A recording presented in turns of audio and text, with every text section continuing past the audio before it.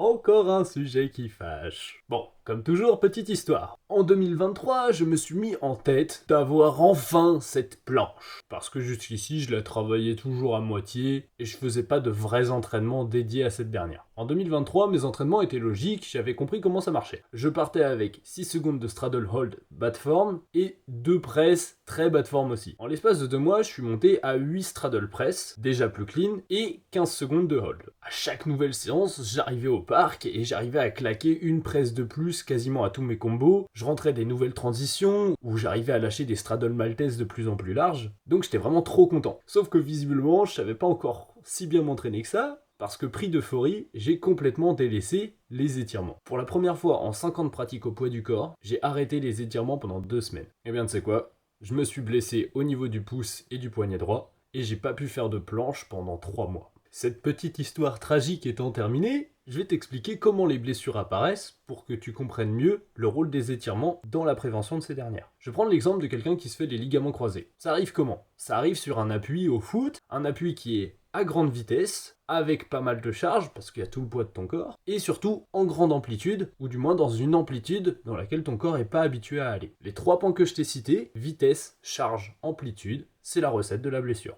Perso, quand je suis arrivé à 8 straddle press, j'étais devenu bien explosif sur le mouvement. Et si t'es un peu observateur, dans ton entourage streetesque, t'as peut-être remarqué que c'était les plus explosifs qui se blessaient le plus souvent. Pourquoi ? Parce que ces personnes jouent avec des vitesses et des amplitudes qu'elles sont pas forcément capables de contrôler. Et pour couronner le tout, c'est généralement les personnes qui détestent les étirements, alors que c'est celles qui auraient le plus besoin d'en faire. Je suis pas en train de te dire que le travail explosif est quelque chose de mauvais. Loin de là. Le street est basé sur le rapport poids-puissance, donc plus tu arrives à générer de vitesse, moins tu as besoin de force. Seulement, par défaut, notre corps a moins de force lorsque les muscles sont pas dans leur position de repos. Tiens, exemple du biceps. L'angle de force du biceps, il est situé à peu près à 100 degrés. Ici. Mon mollet, il est blindé là. Si ton biceps il est complètement étiré ou complètement contracté, tu généreras toujours moins de force que s'il est ici. Donc pour prévenir les blessures, c'est important d'habituer le corps à produire de la force en amplitude. Comme ça, le jour où il y est confronté, que ce soit volontairement ou involontairement, il sera bien plus à même d'encaisser le choc. Et tu sais quoi ? Produire de la force en amplitude, ça s'appelle faire de la mobilité. Il y a d'innombrables façons de faire de la mobilité, mais comme le thème du jour c'est les étirements, c'est de ça dont on va parler. Concernant la mobilité, ce qui nous intéresse c'est les étirements actifs, parce qu'on a dit qu'on voulait produire de la force en amplitude. Et produire de la force, ça implique une contraction musculaire. Donc on va pas faire des étirements où on est tout relâché, tout détendu. Ce qui serait le plus efficace dans une optique de prévention de blessures, ou de guérison d'ailleurs, ce serait des étirements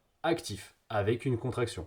Pas passif, sans contraction. Bon, j'ai déjà fait quelques vidéos sur la mobilité, la rééducation ou les étirements, et d'ailleurs j'en parle pas mal dans ma newsletter, tu peux t'y abonner gratuitement en allant sur mon site, mais si je dois te résumer tout ça, je vais te donner un petit exemple. Ton triceps est un muscle extenseur, il sert à tendre ton coude et à faire une extension de l'épaule. Et bah ça, on s'en fout. Nous ce qu'on veut c'est juste voir les mouvements qu'on est amené à faire dans la discipline, qui sont potentiellement traumatisants, et donc pour lesquels il faut se préparer de manière à éviter les blessures. Bon, un mouvement typique à blessure, c'est le Hefesto, parce que dans ce mouvement, ton biceps est ultra étiré, donc ça peut provoquer des déchirures de ce dernier ou du tendon bicipital. Donc voici un étirement préventif. Tu t'assois au sol, tu poses les mains en supination derrière toi, et tu avances les fesses progressivement. Tu vois, ça mime la position du Hefesto, sauf qu'il y a quand même vachement moins de tension au niveau du biceps, parce que là tu dois pas faire un curl avec tout le poids de ton corps. Une bonne durée pour un étirement, ce sera environ 5 à 30 secondes. Tu peux faire plus si tu as des réels objectifs de souplesse, mais dans une optique de simple prévention, pas besoin de dépasser cette durée. On a dit que c'était un étirement actif, donc ça impliquait une contraction. Une fois que tu es dans la position, tu contractes dans tous les sens. C'est-à-dire que tu vas essayer de t'opposer à l'étirement, et donc de forcer un peu comme un back lever,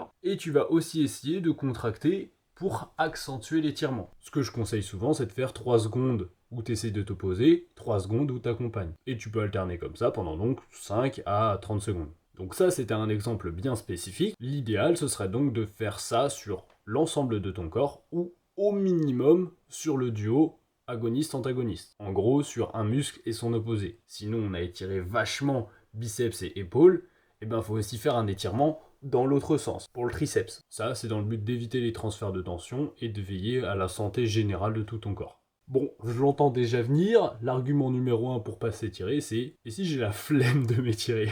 Si t'aimes vraiment pas les étirements, et c'est quelque chose que je conçois, tu peux intégrer quelques courtes séries par-ci par-là dans ton entraînement, sur les temps de repos. Ce sera vachement plus facile à digérer de la sorte, parce que je comprends qu'allouer 30 minutes de son temps tous les soirs pour faire une séance spéciale étirement, ça enchante pas forcément tout le monde. Ils savent pas ce qu'ils ratent, franchement, avec une petite musique chill, ça passe tout seul. Enfin, même si certains te diront que faire des étirements pendant ta séance, c'est pas optimal ou je sais pas quoi, ce sera toujours mieux que de pas en faire du tout.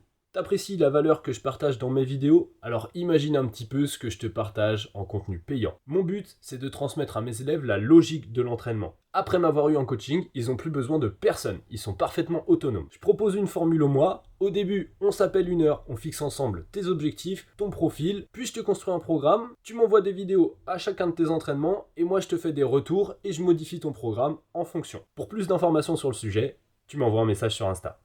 Voilà, c'est tout pour la vidéo du jour, j'espère que tu auras appris un max de trucs et que ça t'aidera à pas refaire les mêmes erreurs que moi. Oublie pas, les étirements peuvent être utilisés dans un rôle préventif, mais aussi dans un rôle curatif. J'ai fait plein d'autres contenus sur le sujet, alors va voir les autres vidéos de ma chaîne qui en parlent. Abonne-toi, like, commente, partage à un pote qui s'étire pas, et je te dis à la prochaine, récupère bien, étire-toi bien.